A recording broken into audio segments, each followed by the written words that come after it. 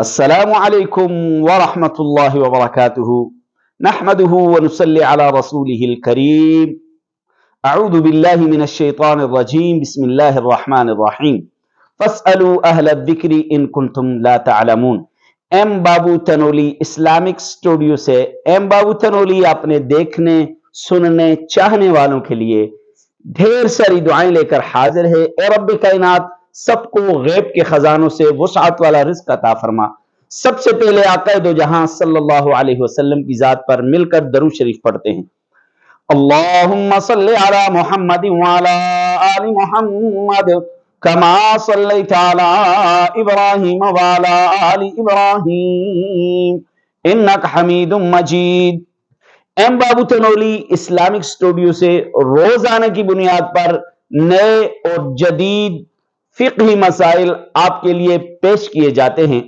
آپ سے التماس ہے، گزارش ہے، ریکویسٹ ہے کہ آپ ہماری ویڈیوز کو اینڈ تک دیکھا کیجئے اور شیئر ضرور کیجئے۔ چلیں آج کا انتہائی اہم اور ضروری مسئلہ ہے، ضرور اینڈ تک ویڈیو دیکھیں۔ آج کا مسئلہ یہ ہے کہ آپ نماز کی حالت میں کھڑے ہیں، آپ کو چھینک آ گئی تو کیا اس سے آپ کی نماز فاسد ہو جاتی ہے؟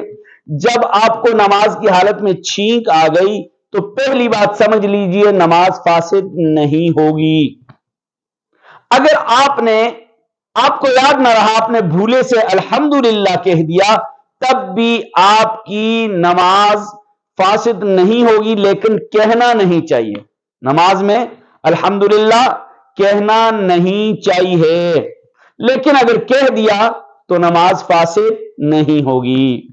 اور اسی طرح چھینک کے بارے میں سنتے جائیے کہ ایک شخص کو چھینک آ گئی، ساتھ میں کھڑے شخص نے یرحمک اللہ کہہ دیا تو اس کی نماز فاسد ہو جائے گی، اس کی نماز فاسد ہو جائے گی۔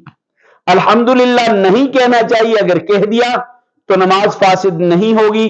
ساتھ والے نے اگر یرحمک اللہ کہہ دیا تو نماز فاسد ہو جائے گی۔ آگے چلیے، دوسرا مسئلہ بہت اہم اور ضروری کہ نماز کی حالت میں جمائی آ جاتی ہے، نماز کی حالت میں جمائی آتی ہے تو کیا کریں گے ہم؟ سب سے پہلی بات یاد رکھیے کہ آقا دو جہاں صلی اللہ علیہ وسلم کا فرمان ہے کہ نماز میں یہ جو جمائی ہوتی ہے یہ شیطان کی طرف سے ہوتی ہے۔ آپ از حد کوشش کیجئے کہ جمائی کو روک دیں۔ لیکن اگر آپ قیام نماز کی حالت میں ہیں، نماز میں قیام کی حالت میں ہیں، جب آپ کو جمائی آ جائے تو آپ نے کیا کرنا ہے؟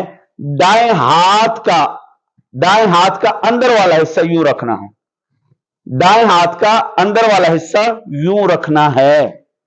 اور اگر آپ قیام میں نہیں ہیں، اس کے علاوہ کسی دوسرے عمل میں ہیں، تو آپ نے کیا کرنا ہے کہ آپ نے بائیں ہاتھ کا باہر والا حصہ رکھنا ہے، آپ نے بائیں ہاتھ کا باہر والا حصہ رکھنا ہے۔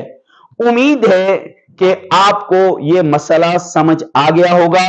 نماز کے دوران جمائی لینے سے اپنے آپ کو بچائیے، اور جب آپ کو جمائی آئے، آپ تلاوت کر رہے ہیں تو پہلے جمائی کے عمل کو روک دیں، یا جو طریقہ بتایا گیا اس پر عمل کریں، پھر تلاوت کیجئے۔ جمائی کے دوران تلاوت سے پرہیز کیجئے۔ امید ہے کہ آپ کو سمجھ آ گئی ہوگی۔ اگر آپ کو سمجھ آ گئی ہے تو دوسروں تک پہنچانے میں ایم بابو تنولی اسلامک اسٹوڈیو کا ساتھ دیجئے، سبسکرائب کیجئے میرے چینل کو، اور لائک کیجئے اور شیئر کیجئے۔ السلام علیکم ورحمۃ اللہ وبرکاتہ۔